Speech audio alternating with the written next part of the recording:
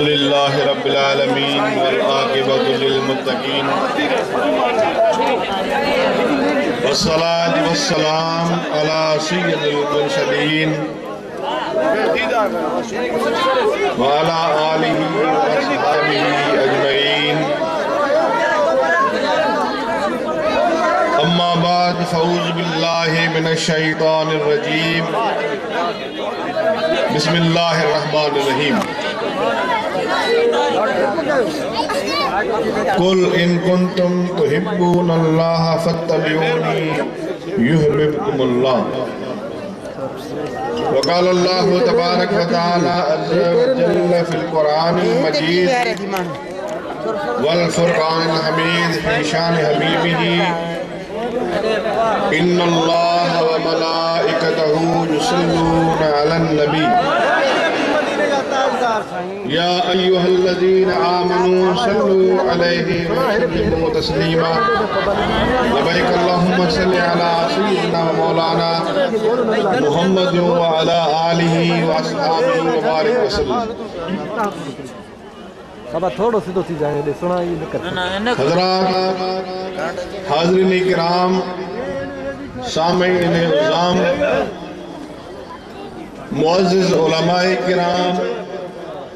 حفاظ عظام سادات کرام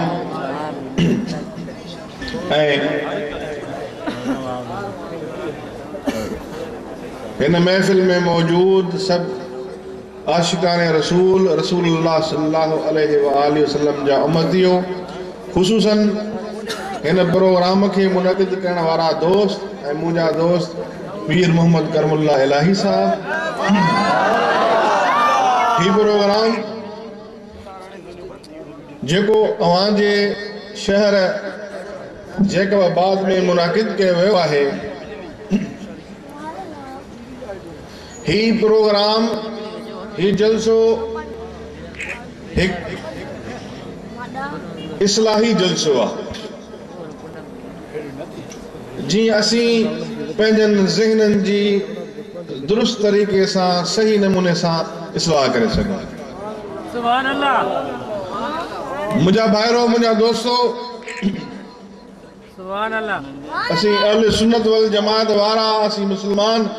آقا سا محبت رکھن وارا سبحان اللہ اسی اہل بیتن سا بھی محبت رکھن آئیوں نبی جی آل سا بھی محبت رکھن آئیوں سبحان اللہ ان جے گھر وارن سا بھی محبت رکھن آئیوں ان جے اصحابن سا بھی محبت رکھن سبحان اللہ محرم الحرام جو مہینو ہو جے محرم جا دیئے ہو جن تو اسی امامن جو شہادتوں انہن جے بہادریوں انہن جے کے دین جے خاطر قربانی رنیوں اوہ بیان کندائیوں سبحان اللہ اے بری جنہیں ماہ ربی الاول ایندو آ تاسی وری مدینہ جے گھوٹ سرور کونین صلی اللہ علیہ وآلہ وسلم جی سنائے تعریف کندہ ہے سبحان اللہ اے انہاں کا بعد اللہ وارن جا عرصہ ایندہ ہیں ان جا عرصہ بھی ملائیندہ ہیں سبحان اللہ سبحان اللہ اجی نے پروگرام جے رکھنا جو مقصد یہ ہوا سبحان اللہ اجی تے کٹھے تھینا جو مقصد یہ ہوا اج اوان کے تے گڈ کرنا جو مقصد یہ ہوا جو اسی رکو واہ واہ رکو سبحان اللہ رکو واہ واہ رکو سبحان اللہ رکو نعرہ نہ بلکہ اسی پنجے دین جی اسی پنجے شریعت جی چنگے نمونے سا اصلاح بھی کہیں جے کے دینی مسئلہ جے کے شرعی مسئلہ جے کے ایسا کے خبر نہ ہے چھو تو علماء کرام اے بزرگان دین جو کم ہے تو اوے عوام بتائیں دین جو صحیح رخ دین جی صحیح روشنائی دین جو دستور العمل ہے جیکو شریعت رسول اللہ صلی اللہ علیہ وآلہ وسلم جی جیکا شریعت ہے ان شریعت جو رخ جیکو ہے ان جو منہ چنگ طرح اوان کے دکھارن چنگ طرح اوان کے دستور دکھارن تو ہی ہے مدینی وارخہ جو دستور جیکو 1400 سال کا ہلے پہ ہوئے جو صدین دے ہلندو جیکن ایسا انتے پہنجی زندگی گزاریوں जेकॾहिं उन दस्तूर अमल ते असां पंहिंजी ज़िंदगी गुज़ारियूं त असांजी इहा ज़िंदगी जन्नत बणिजी वञे। न असां हिन ज़िंदगीअ में को ॾुख, का तकलीफ़, का रंजिश, का परेशानी, हा इम्तिहान अल्लाह जे तरफ़ खां ईंदा रहंदा आहिनि, मुश्किलातूं ईंदियूं रहंदियूं आहिनि, वरी दुआऊं बि अल्लाह खां घुरंदा आहियूं, वास्ते अल्लाह वारनि जे घुरंदा आहियूं, मदीने वारे साईं जे घुरंदा आहियूं त अल्लाह असां मुश्किलूं उतारे छॾींदो। इहो असांजो ईमान। अॼु दोस्तो, मुंहिंजा मिठा, मुंहिंजा प्यारा, अॼु जेको प्रोग्राम मुनक़िद कयो आहे उनजो मौज़ू आहे कारोकारी जो शरई तनाज़ुर में, शरई तौर ते हीउ जेको अमल थिए थो पियो, छा इहो जाइज़ आहे या नाजाइज़ आहे। अल्हम्दुलिल्लाह मुफ्ती साहब जन में मौजूद आहिनि, मुंहिंजा दोस्त पीर मोहम्मद करमुल्लाह साहब दिलबर साईं बि मौजूद आहिनि, जेके वज़ाहत सां चङे नमूने सां इन ॻाल्हि ते रोशनी विझी करे मूंखे ॿुधाईंदा। मुख़्तसिरन हीअ आजिज़ तव्हांखे अर्ज़ गुज़ारिश थो करे त असीं सभु इंसान जेके आहियूं आज़ाद आहियूं।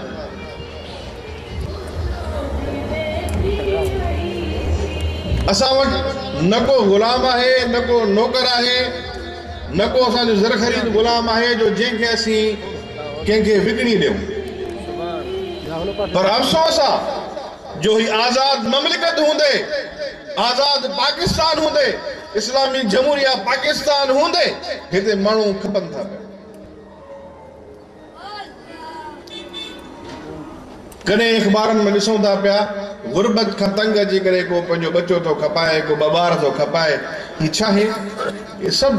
नतीजो आहे हिननि ॻाल्हियुनि जो असां दीन खां परे आहियूं, जो माण्हू अॼु पंहिंजनि बच्चनि खे खपाइण ते मजबूर थी विया। अॼु दोस्तो, वॾे में वॾो नासूर ॿियो असां वटि इहो आहे, जेके नियाणियूं माण्हू पैसनि ते खपाइनि था।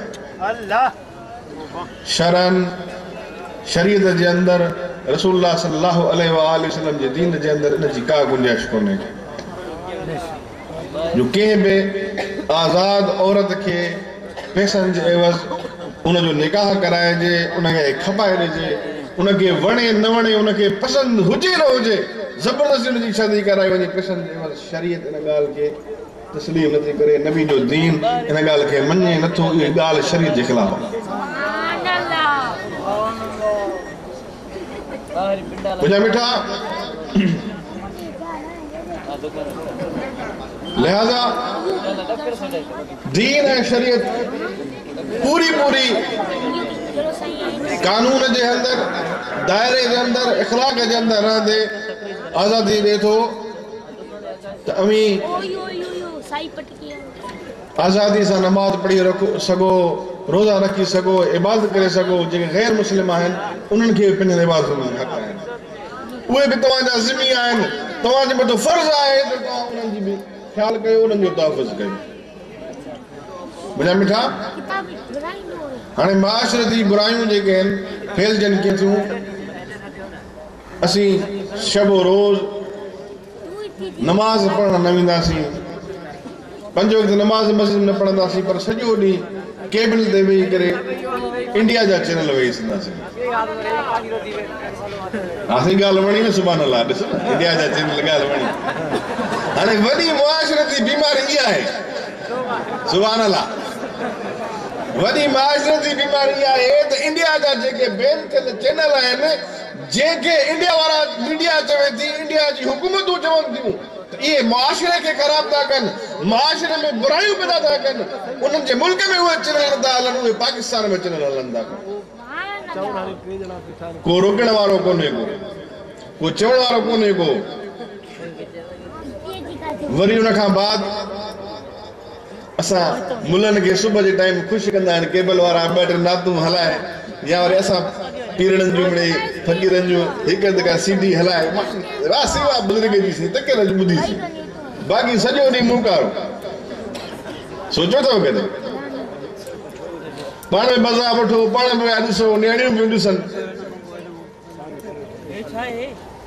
वरी जेके हथ में खई वेठा हो न 500 में हर कंहिंखे मिली थी वञे मेमोरी कार्ड में लॻी कॾहिं हिन जो मुहासिबो कयो अथव त 2 सिमुनि वारी सिम 3 सिमुनि वारी सिम घर में औरतूं छा थियूं कनि छो वठंदी अथव पाण कॾहिं तव्हां इन ॻाल्हि जो मुहासिबो कयो आहे तव्हां मर्द थी करे तव्हां घर जा वॾा थी करे तव्हांजे मथां इहा ॻाल्हि लाज़िम आहे त पंहिंजे घर जो मुहासिबो कयो